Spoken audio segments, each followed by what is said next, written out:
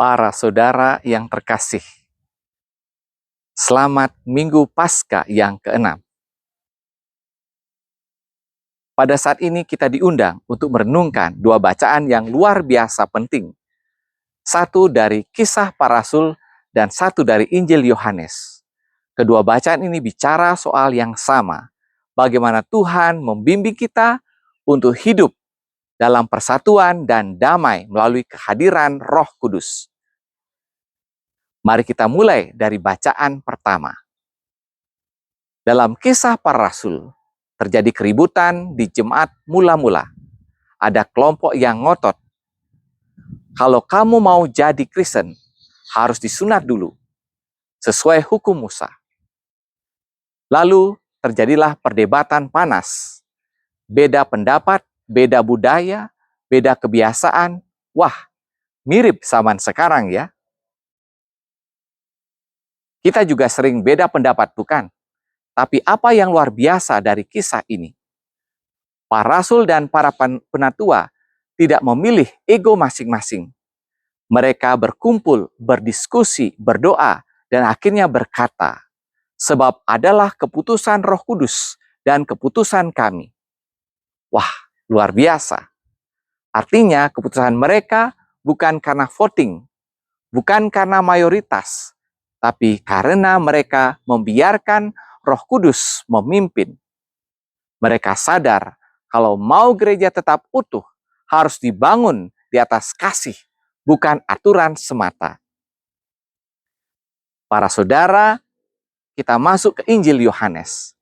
Yesus berkata, barang siapa mengasihi aku, ia akan menuruti firman-Ku, dan kami akan datang kepadanya, dan diam bersama-sama dengan dia.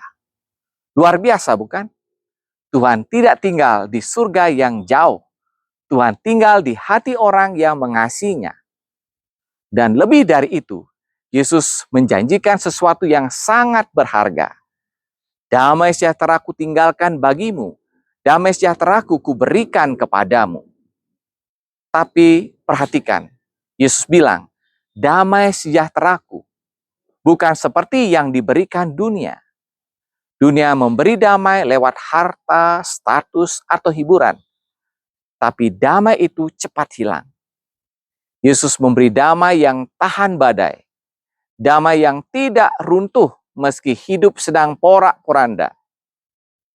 Karena damai itu datang dari hubungan pribadi dengannya, bukan dari situasi sekitar kita. Para saudara yang terkasih, apa pesannya buat kita pada zaman ini? Yang pertama, jangan takut berbeda, tapi jangan berhenti mendengarkan. Seperti jemaat mula-mula, kita bisa berbeda pendapat, tapi jika Roh Kudus yang memimpin kita bisa tetap satu hati. Kita belajar untuk menomorsatukan kasih, bukan ego. Yang kedua, biarkan Roh Kudus menjadi GPS hidup kita. Seringkali kita ingin mengambil keputusan sendiri tanpa arah. Tapi Roh Kudus mau menuntun kita. Kadang suaranya lembut, tapi sangat jelas lewat firman, lewat doa, dan lewat suara hati. Yang ketiga, pegang damai sejati dari Kristus. Dunia bisa membuat kita cemas, gelisah, dan lelah. Tapi Yesus datang bukan untuk menambah beban, tapi untuk membawa damai.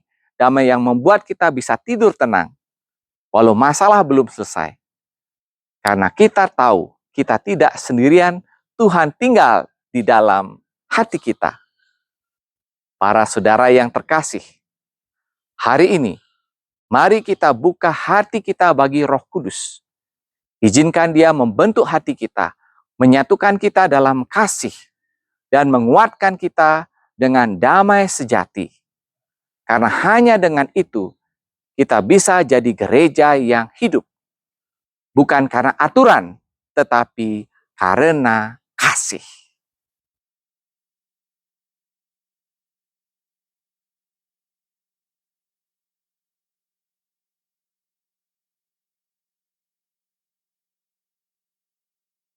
Dari House of Grace, Bedugul, Tabanan, Bali. Tuhan memberkati.